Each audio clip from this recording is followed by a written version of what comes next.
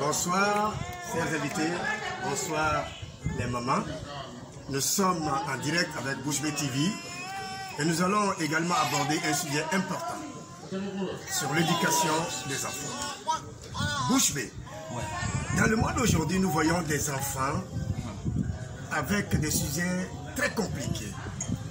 On instruit nos enfants aujourd'hui dans beaucoup de domaines. Et les parents ne disent rien. Les autorités ne disent rien. À la télévision, dans leurs habillements, à l'école. Même on apprend nos enfants tout petits dans certaines relations que nous, les Africains, on ne peut pas supporter. Mais quand il s'agit d'aller la voie de Dieu, il y a un problème. On peut vite fait t'envoyer en prison ou bien te convoquer à la gendarmerie. Bouche B International. Qu'est-ce que tu penses de ce sujet-là? Merci grand frère, merci tonton. Bon, c'est une question que je me pose souvent et qui me met très mal à l'aise. Aujourd'hui, le passé et le présent, ça fait vraiment deux. Parce qu'aujourd'hui, nous voyons vraiment les médias, ce que le système actuel impose à nos enfants, ça me met très mal à l'aise d'ailleurs. C'est-à-dire quand nous voyons aujourd'hui les dessins animés, seulement que tu vois les dessins animés, deux garçons dans le dessin animé aujourd'hui, ils peuvent s'embrasser. Deux filles dans le dessin animé aujourd'hui, ils peuvent s'embrasser. Et le gros papa qui est dans le salon, il voit ses enfants en train de regarder. Lui, ça ne dit rien. Et l'État ne dit rien. Quand tu prends la parole de Dieu pour mettre les enfants selon la voie qu'ils doivent suivre, voilà, tu as un problème. Tu as un problème automatiquement. Et vous savez qu'aujourd'hui, la vie de l'enfant est comme une terre fertile qui est prête à recevoir la semence. La vie des enfants sont très fertiles. Tu sèmes la mauvaise semence, ça prend. Tu sèmes la bonne semence, ça prend. Mais aujourd'hui, la mauvaise semence est plus énorme que la bonne semence aujourd'hui dans nos sociétés.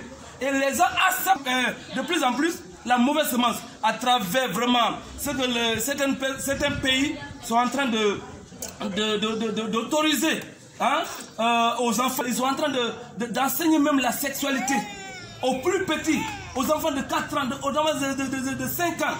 Personne ne parle. Mais quand tu prends la parole de Dieu pour essayer de mettre les enfants sur la voie normale, tu as un problème.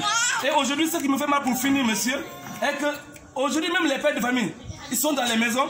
Tu vois ta fille biologique de 12 ans, elle s'habille avec culotte, tout est au dehors. Même le sein est au dehors. Mais papa ne dit rien. Maman est là et regarde sa fille.